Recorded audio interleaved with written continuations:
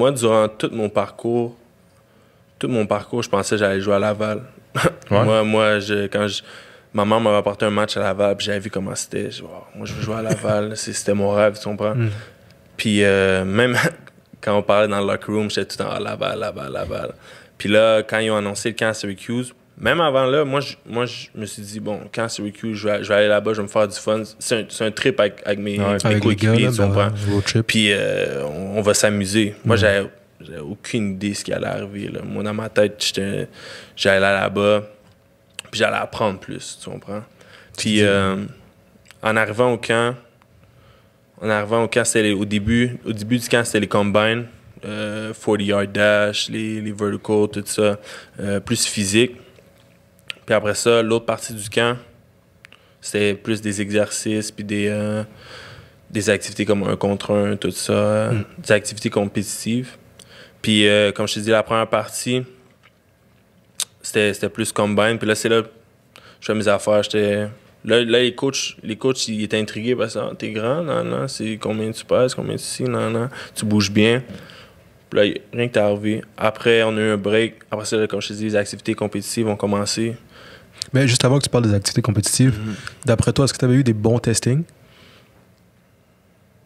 Testing normal. Je pense pas que j'allais sauter ça. Là. J'avais des testings normaux, puis c'est plus mon size puis comment je bougeais que c'était attirant. J'étais plus agile, c'est ça. C'est le basket. C'est ça. C'est clair. Ouais. Je suis plus agile que les O-line qui étaient là, tu comprends. Eux, ils étaient plus forts, puis ils bougeaient moins bien, tu comprends. Mais moi, je me démarquais avec mon agilité. Exact. Puis là, c'est comme je te dis, il y a des questions. Ah, non, tu viens d'où? C'est quoi ton nom? Rien que c'est passé.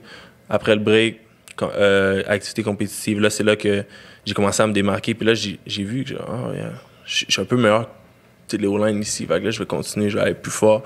Je m'en souviens, il y avait une course.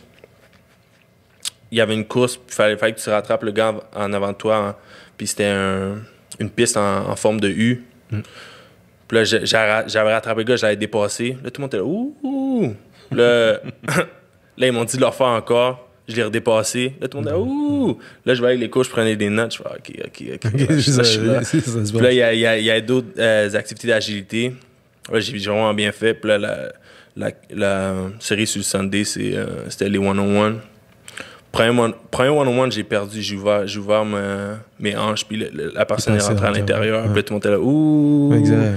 Puis là j'ai lock in. Puis là, mon coach m'a parlé. Là, je fais, OK. Là, j'étais à gauche. Attends, quand tu dis ton coach, c'est le coach de Syracuse ou ton coach de Tedford qui était avec toi? Le coach de Syracuse. Okay. Le coach de Syracuse, il m'a parlé. Il a dit, t'as ouvert tes hanches, t'étais trop haut, nan. T'as ligne quand t'as punch. Je fais, OK. Là, j'étais à droite. J'étais à quoi à droite? Mais je me suis toujours senti plus à l'aise à gauche. Fait que là, j'étais à gauche. J'ai dit, bon, j'ai arrêté de niaiser. Là, à gauche, j'ai gagné.